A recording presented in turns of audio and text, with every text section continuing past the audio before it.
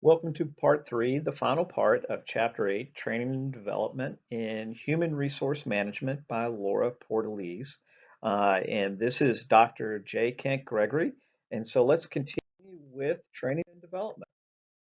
So we left off on our program development model in part two with the delivery mode. So now we'll start talking about budget.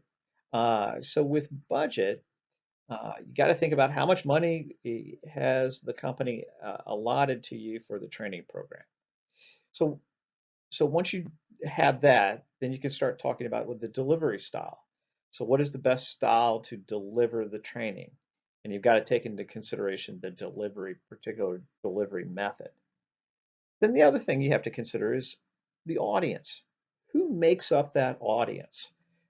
How diverse is that audience? Or is it a specific group of individuals within the organization? How long have they been there? Where do they work? All sorts of things like that. And that will help you better design and better refine how you're going to deliver the training program. And to that extent, what type of program you're going to be doing. So then after you do that, then you develop the content or you work on, deciding what does that content need to be? Because it may be that you're bringing in an outside, organization to train your employees, right? So content development. So you got to develop, requires a development of learning objectives and a brief outline of the major topics. Then timelines. In what time frame should an employee complete the training? And is this training going to be ongoing or repetitive, every year? Repeated every year is a better way to put that. And then communication. You've got to communicate this out to the employees in the organization. And I think you also want to keep, keep apprised of this, the folks that are in the C-suite. So the CEO, the president, the COO, the CFO, the owners, right? These are all, folks that need to be kept apprised of what you're going to be doing and why you're doing it. And then finally, you've got to measure the effectiveness.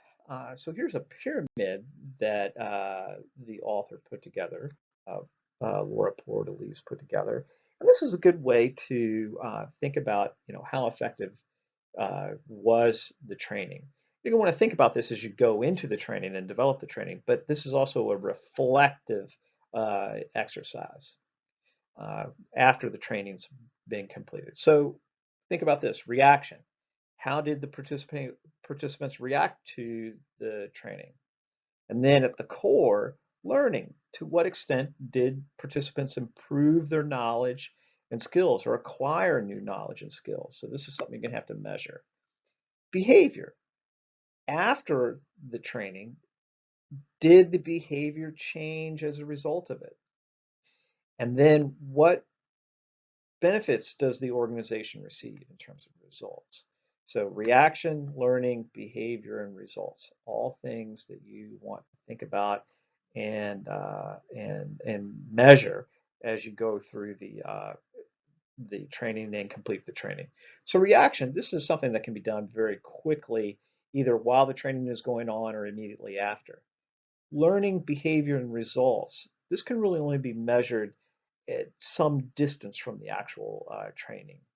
So you're only going to know how much the employees have learned, you know, were you to test them or were you to see how they perform, out on the floor? Uh, and kind of that's very similar to behavior.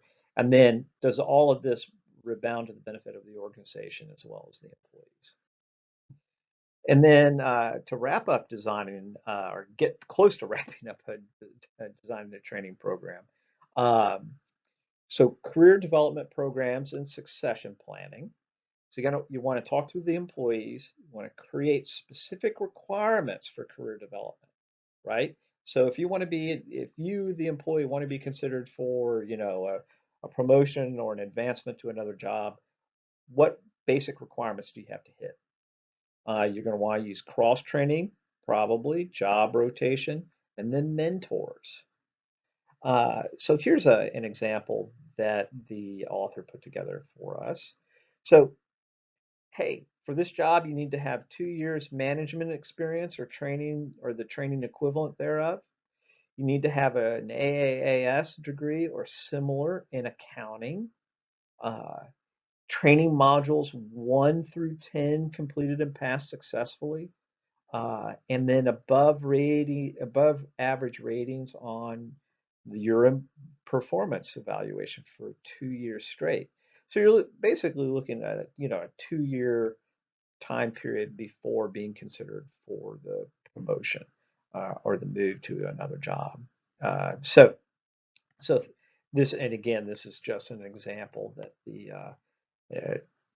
the author put together, but it's a good way to kind of illustrate how a training program can look. And then finally, this is an ongoing process, right? So you want to identify, at the top, you want to identify your employees' career goals, right? Because this is all about retention and development. So what are your employees' career goals and interests?